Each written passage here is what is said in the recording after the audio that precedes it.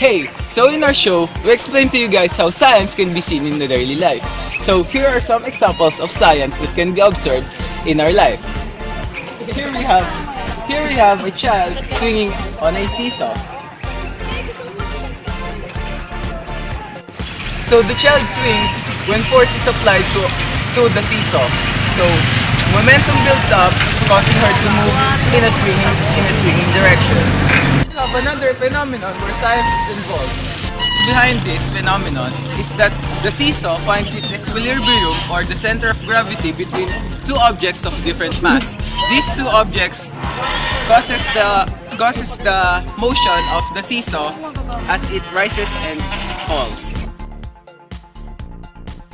So welcome to our show, All of the Above.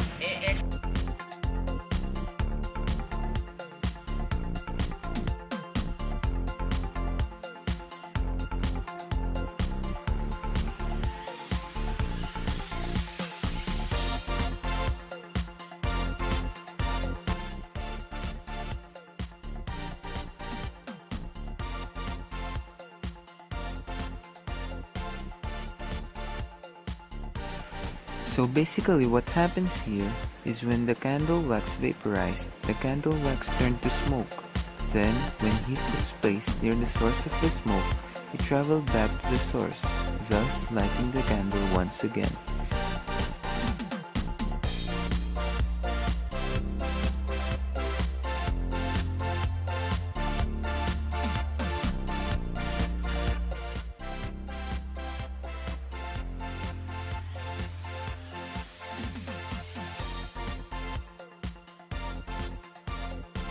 So the theory here is when the candle was lit up from both sides, the lower part of the candle burns faster because it catches more heat than the one lit above.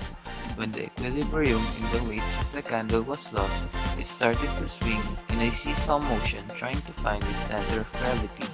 See, isn't science so awesome?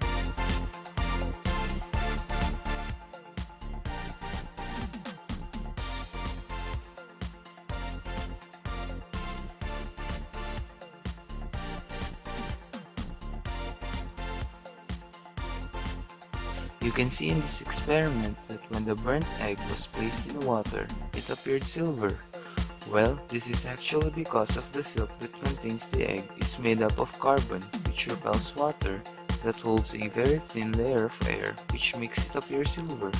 What a nice solution to trick your friends.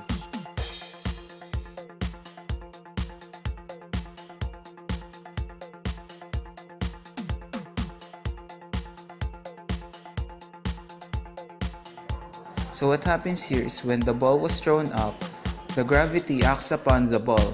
The ball then creates a motion of an arc on its trajectory down.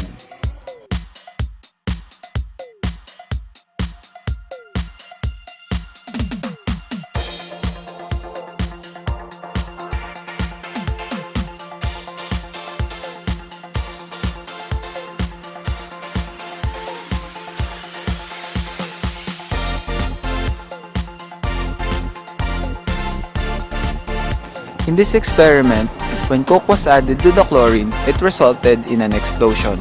Well, this is because Coke contains carbonic acid that was displaced by the chlorine. This formed a hydrochloric acid in an unpleasant reaction.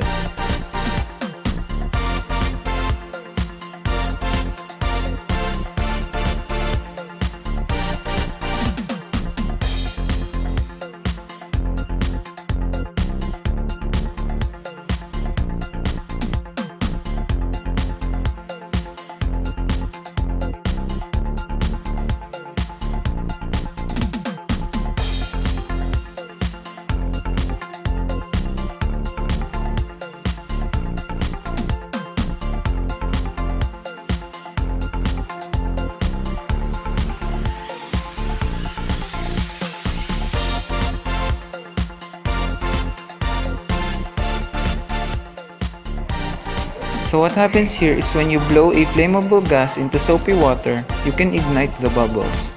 The water acts on your hand, preventing you from getting hot.